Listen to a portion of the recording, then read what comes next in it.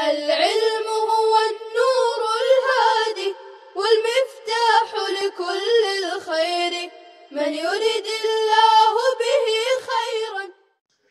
بسم اللہ الرحمن الرحیم.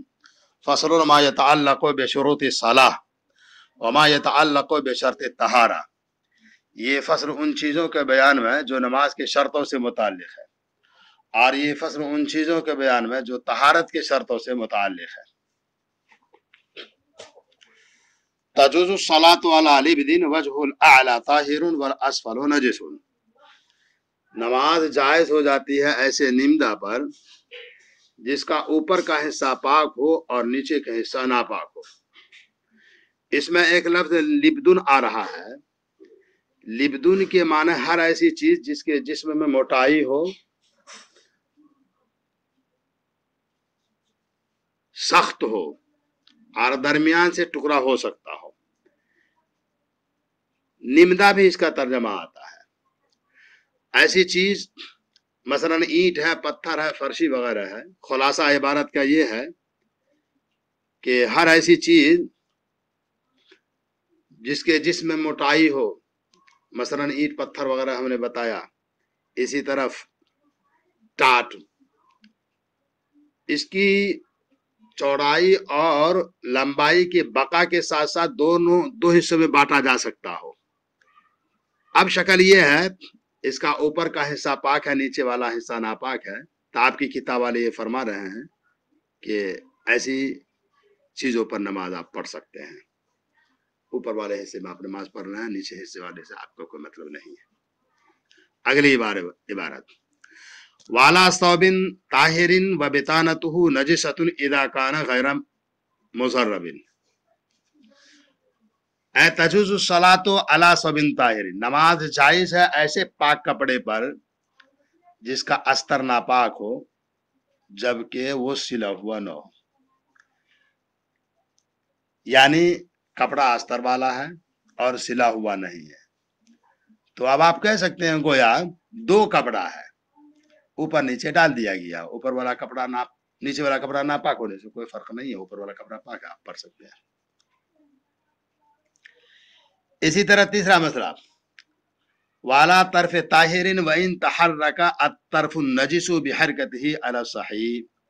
اے تجوز الصلاۃ علی طرف طاہرن وان تحرک الطرف النجس بحرکتہ علی الصحیح. ترجمہ یہ ہے، اور نماز جائز ہو جاتی ہے اس پاک کنارے پر اگرچہ ناپاک کپڑا ہل رہا ہو اس کی حرکت کرنے سے. صحیح قول یہی ہے. یعنی جہاں نماز ہے، چٹائی ہے، پلاسٹک ہے، اس کا ایک کنارہ ناپاک ہے، لیکن نمازی جس جگہ کھڑا ہو رہا ہے اور سجدے کی جگہ پاک ہے تو اس پر نماز پڑھا جا سکتا ہے. اگرچہ پاک کونا کی حرکت کرنے کی وجہ سے ناپاک کونا حرکت کرے، اس لیے کہ یہ چیز نمازی کے ساتھ ملی ہوئی نہیں ہے، نماز ہو جائے گی. آگے ایک دوسرا مسئلہ ولو تنجس احد طرف امامته فالقاه وابقى الطاهر على راسه ولم يتحرك النجس بحركته جازت صلاته وان تحرك لا تجوز. ترجمہ دیکھیے، اور اگر مصلی کے امامے کے دونوں کناروں میں سے ایک کنارہ ناپاک ہو، پھر اس نے ڈال دیا ہو اس کو کسی طرف اور باقی رکھا ہو پاک کنارے کو اپنے سر کے اوپر، اور ناپاک ولم یتحرک النجس، اور ناپاک والا کنارہ حرکت نہ کر رہا ہو اس کی حرکت سے، تو اس کی نماز جائز ہو جائے گی. اور اگر حرکت کر رہا ہو تب جائز نہیں ہے. ترجمہ ایک دفعہ اور دیکھیے. اس میں ایک لفظ آپ دیکھیے، طرفائے امامتی ہے، یہ طرفائن تھی. یہ لفظ، یہ عبارت جو ہے طرفین ہے، طرفین امامتی. یہ نون گرا ہوا ہے امامہ کے طرف، تسنیہ کا نون گر جاتا ہے اضافت کی وجہ سے، امامہ کی طرف اس کی اضافت ہو رہی ہے. ترجمہ اس کا ایک دفعہ اور دیکھیے. اور اگر ناپاک ہو مصلی کے امامے کے دونوں کناروں میں سے ایک کنارہ، پھر اس نے ڈال دیا ہو اس ناپاک کنارے کو اور باقی رکھا ہو پاک کنارے کو اپنے سر کے اوپر، اور ناپاک کنارہ حرکت نہ کر رہا اس کی حرکت سے تو جائز ہو جائے گی اس کی نماز، اور اگر حرکت کر رہا ہو تب جائز نہیں ہے۔ مثلا امامہ ہے، بڑی چادر ہے، جی ایسا امامہ، ایسی بڑی چادر جس کا ایک کونا ناپاک ہو چکا ہے، بڑی چادر ہے، امامہ بہت بڑا ہے، ایک کونا اس کا ناپاک ہے۔ اب جو ناپاک کونا ہے اس کو اس نے کسی دوسری طرح ڈال رکھا ہے، بڑی چادر ہے اس لیے گنجائش ہے، اور ناپاک والے کونے کو باندھے ہوا بدن کے اوپر رکھے ہوا ہے۔ تو نمازی کی حرکت کرنے کی وجہ سے اتنا بڑا کپڑا، اتنی بڑی چادر ہے کہ وہ ناپاک کے کونا اگر حرکت میں نہیں آ رہا تو نماز ہو جائے گی، اور اگر حرکت اس کی حرکت کرنے کی وجہ سے وہ بھی متحرک ہو جائے تب اب نماز نہیں ہوگی۔ عبارت کا ترجمہ اور مطلب ہو گیا۔ اگلے والی عبارت، وفاقد ما یزیل به النجاست یصلی معها ولا اعادت علیہ۔ فاقد یہ اس میں فاعل کا صیغہ ہے، گم کرنے والا۔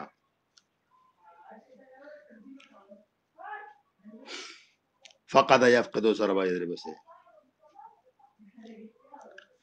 اور ما یزیل به النجاست کو گم کرنے والا۔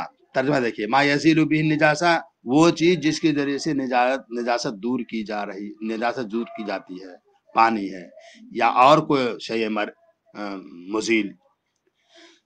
تو ما یزیل به النجاست کا دور کرنے والا نماز پڑھے گا نجاست کے ساتھ ہی، حاضر کو وجہ نجاست، ولا اعادت علیہ، اور اس کے اوپر کوئی اعادہ نہیں ہے۔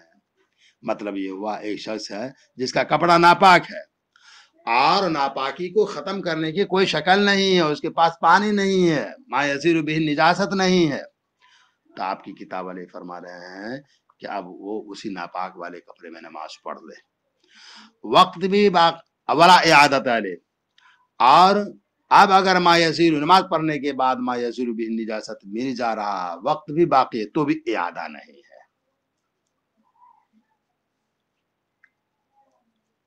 اگلی والی عبارت، ولا على فاقد ما يستر عورته ولو حريرا او حشيشا او طينا فإن وجده ولو بالإباحة وربعه طاهر لا تصح صلاته عاريا۔ اور ولا على فاقد، اے ولا اعادت على فاقد ما يستر عورته، اور اعادہ نہیں ہے ما یستر عورته کے فاقد کے اوپر بھی، اور نہیں ہے اعادہ ایسی چیز کو جو ایسی چیز کو گم کرنے والا جس کے ذریعے سے اپنی عورت کو چھپا سکے۔ اگرچہ ترجمہ دیکھیے پہلے، اور اعادہ نہیں ہے ما یستر عورته کے فاقد گم کرنے والے کے اوپر نماز کا اعادہ نہیں ہے، اگرچہ ما یستر عورته حریرن ریشم ہی کیوں نہ ہو، او حشیشن گھاس ہی کیوں نہ ہو، او طینن مٹی ہی کیوں نہ ہو۔ عبارت کا مطلب یہ ہوا ایک آدمی کے پاس کپڑا ہے ہی نہیں، ننگا ہے، کوئی ایسی چیز ہے ہی نہیں جس سے وہ اپنی سطر کو ڈھانپ سکے، تو آپ کی کتاب والے فرما رہے ہیں وہ نماز کو ننگے میں ہی پڑھ لے گا، اس کی نماز ہو جائے گی۔ اب اگر کپڑا مل رہا ہے نماز پڑھنے کے بعد تو چاہے وقت بھی باقی ہو تو بھی اس کے اوپر نماز کا اعادہ نہیں ہے، اگرچہ کپڑا ایسا کپڑا ہو جو ممانعت میں سے، مثلا ریشم کا کپڑا منع ہے مردوں کو پہننا، لیکن یہ مجبوری کی حالت میں اگر اس کے پاس ریشم کا کپڑا ہے وہ پڑھے گا اس کو پہن کر کے، تو اگر یہ ہے ریشم کا کپڑا اس کے پاس ہے تو نماز پڑھنا اسی کپڑے کو پہن کر کے ضروری ہے، ننگا نماز پڑھے گا تو اب نماز نہیں ہوگی۔ اور حشیشن یا کہ گھاس، درخت کے بڑے بڑے پتے ہوتے ہیں، ممکن ہے اس کے ذریعے سے سطر چھپنا ہو سکتا ہو، اور تینن یہ کہ مٹی کو بھی شکل مٹی کے ذریعے سے ڈھانپنا ہو سکتا ہو، تو اگر یہ چیزیں نہیں پائی جا رہی ہے اس کی وجہ سے اس نے نماز پڑھ لی ہے سطر کھلے ہوئے پوزیشن میں، ننگے حالت میں، تو نماز ہو جائے گی اور نماز کا اعادہ نہیں ہے اگرچہ وقت باقی ہے تو بھی۔ آگے ایک دوسرا مسئلہ بتا رہے ہیں، فَإِنْ وَجَدَهُ وَلَوْ بِالْإِبَاحَةِ وَرُبْعُهُ طَاهِرٌ لَا تَصِحُ صَلَاتُهُ عَارِيًا، بس اگر پایا ہو کپڑے کو اگرچہ مباح اباحت کے ذریعے سے ہو، اباحت کا مطلب کسی نے اس کو مباح قرار دے دیا عاریتن لے لو نماز پڑھ لو پھر دے دینا مجھے، اور اس حال میں کہ اس کا چوتھائی حصہ پاک ہے تو اس کی نماز جائز نہیں ہے، صحیح نہیں ہے ننگے ہونے کی حالت میں۔ عبارت کا ترجمہ ہو گیا، مطلب اس کا یہ ہے اس کے پاس کپڑا نہیں ہے، ایک آدمی سے اس نے مانگا اور دے دیا اس کو کپڑا، اور کپڑا ایسا ہے کہ دینے والا کہہ رہا بھائی اس کا صرف ربع حصہ کپڑے کا، چوتھائی حصہ پاک ہے باقی ناپاک ہے، تو اب اس شخص کے لیے واجب و ضروری ہے بالاباحت جو کپڑا اس کو ملا ہے جس کا ربع حصہ پاک ہے اس کو پہن کر کے نماز پڑھے، ننگا نماز پڑھے گا تو اس کی نماز نہیں ہوگی۔ آگے ایک اور دوسرا مسئلہ، بالاباحت کپڑا ملا، مباحن کپڑا اس کو ملا، لیکن دینے والا کہہ رہا بھائی اس کے ربع حصے سے کم ہی کپڑا پاک ہے، باقی کپڑا ناپاک ہے، ربع چوتھائی حصہ سے کم ہی ناپاک ہے، کم ہی پاک ہے، باقی ناپاک ہی ہے، تو آپ کی کتاب والے مسئلہ بتا رہے ہو خیرا ان طہور اقل من ربعہ، اب اس کو اختیار ہوگا، چاہے تو وہ ننگا نماز پڑھ لے اور چاہے تو اسی ناپاک کپڑے کو ہی پہن کر کے نماز پڑھے، اختیار ہے، دونوں میں سے جو بھی صورت اختیار کرے گا پڑھ سکتا ہے۔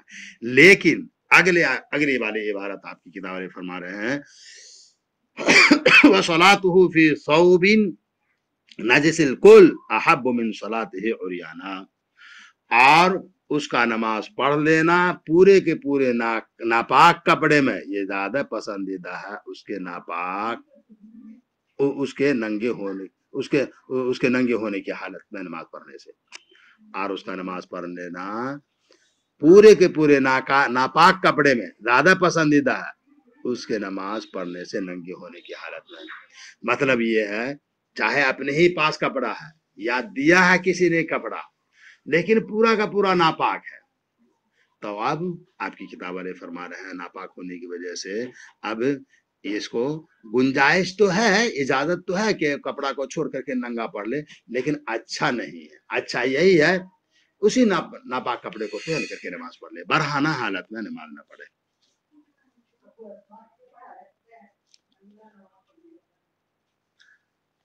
اگلے سبق انشاءاللہ آئندہ کل۔ السلام عليكم، لا تنسوا الاعجاب بالفيديو والاشتراك في القناة تشجيعا لنا لنستمر بنشر المزيد إن شاء الله.